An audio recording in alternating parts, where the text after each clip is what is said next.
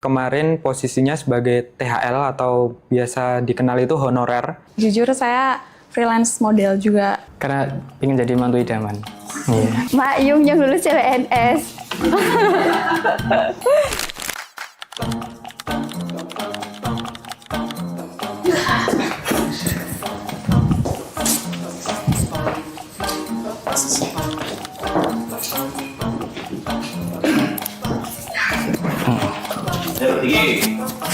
Jangan tegang.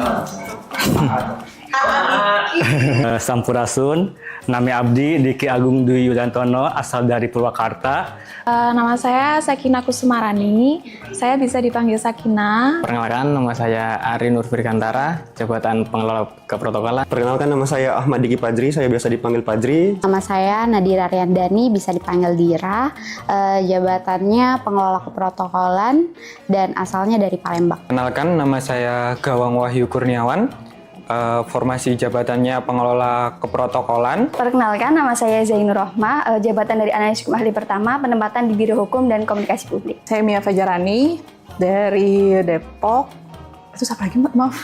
Jabatan pengelola keprotokolan. Lulusan D3 Bahasa Inggris Unpad. Saya di Analis SDM Aparatur Ahli Pertama dan saya dari Kediri. Dari Biro Umum, Universitas Airlangga, Surabaya. Tahun 2023 lulusnya. Untuk jabatannya aku di Penata Keprotokolan. Kuliah di Universitas Muhammadiyah Jakarta, S1 Administrasi Publik. Saya kebetulan lulusan dari Universitas Gadjah Mada, dari Prodi Manajemen dan Kebijakan Publik. Dan saya berasal dari kota Palembang. Dari unit Biro Umum, jabatannya penata laksana barang terampil. Dari Politeknik Sriwijaya, tahun 2021.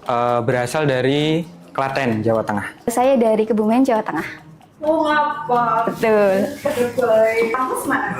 Sebelumnya saya kuliah di Universitas Negeri Semarang, lulusan tahun 2024. Iya, fresh banget. Fresh from the oven. Sebagai tenaga kontrak di pemerintah Kota Serang sebagai perencana anggaran. Kebetulan lulus langsung daftar dan memang pas itu ngejar cepet lulus biar bisa ikut seleksi CPNS. Jadi tutor di bimbingan belajar tutor bahasa Inggris selama 1 tahun kurang lebih. Oh ya, untuk freelance saya di bidang penelitian. Kebetulan saya diajak oleh dosen pembimbing saya di kampus untuk ikut salah satu proyek penelitian dari beliau. Udah pernah kerja 3 tahun jadi guru. Iya, guru toddler, kayak bimbel swasta gitu. Sebagai admin produksi di Bandung selama kurang lebih 3 tahun. Pengalaman kerjanya di digital agency kurang lebih 7-8 tahun. Untuk kerjaannya copywriting, posting konten, balasin komen, terus bikin strategi bulanan, sama ya kalau direct shooting gitu-gitu. Kenapa milih BKN? Karena saya lihat sekilas di sosmed, BKN itu kayaknya berintegritas. Jadi saya pengen join instansi yang jauh pengetahuan saya itu dari umum, oh kayaknya ini berintegritas sih. Kalau misalnya saya join di BKN, nanti pasti ketemu orang-orang yang bisa dipercaya. BKN merupakan lembaga ya, atau pembuka atau sebagai media bagi kami yang sebelumnya pendaftar ini, gimana ya jawabannya? Bingung juga ya. Alasannya karena BKN sebagai wadah atau tempat bagi masyarakat untuk melamar sebagai PNS. Jadi menurut saya keren aja sih.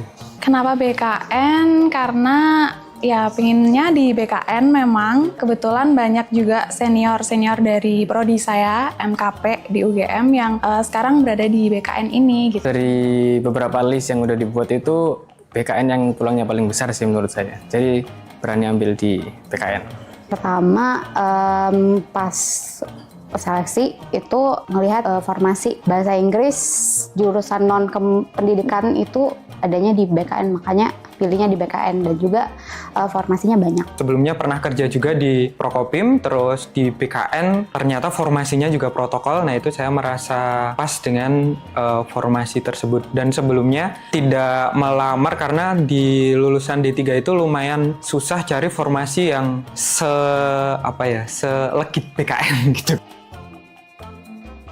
Kenapa pengen jadi ASN? Cita-cita masa kecil aja sih, kayaknya keren tuh jadi PNS gitu. Karena ingin jadi mantu idaman. Iya. Ketika masuk ke ruangan pemerintah itu kan berarti akan menjalin relasi banyak, koneksi banyak. Makanya di situ kayak kesempatan untuk ketemu orang banyak itu di sana gitu. Keinginan orang tua udah berdoa terus gitu kan, akhirnya diwujudin sama Allah. Tapi kira-kira akan enjoy nggak? Harus, karena udah memilih, udah menentukan. Siap, sudah ada gambaran. Pada umumnya kan pemerintah berorientasi pada pelayanan publik, pengendalian dan pengawasan, dan memberikan yang terbaik pada masyarakat. Kurang lebih seperti itu dalam gambaran saya. Ya sedikit tahu, gambarannya pasti berorientasi pada layanan ya, pasti yang saya tahu seperti itu. Kalau gambaran dulu sih jadi pelayan masyarakat, jadi lebih sering ketemu masyarakat, terus juga ngurus dokumen dan lain-lain. Kenapa sih rapat-rapat mulu ya? Karena memang kerjaannya saling satu sama lain saling berkoordinasi, jadi mungkin biar lebih harmonis antara kerjaan satu sama lain, jadi harus sering rapatnya gitu sih.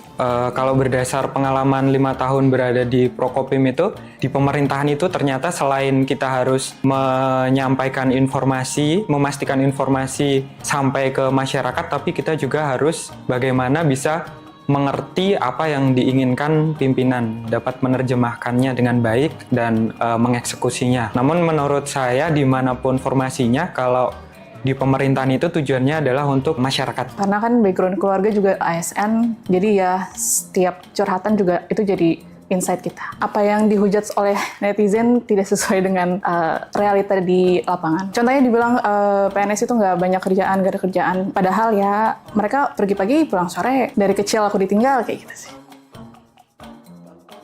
Kalau stigma negatif mungkin yang pakai orang dalam, terus kerjanya santai, main Zuma, kayak gitu-gitu.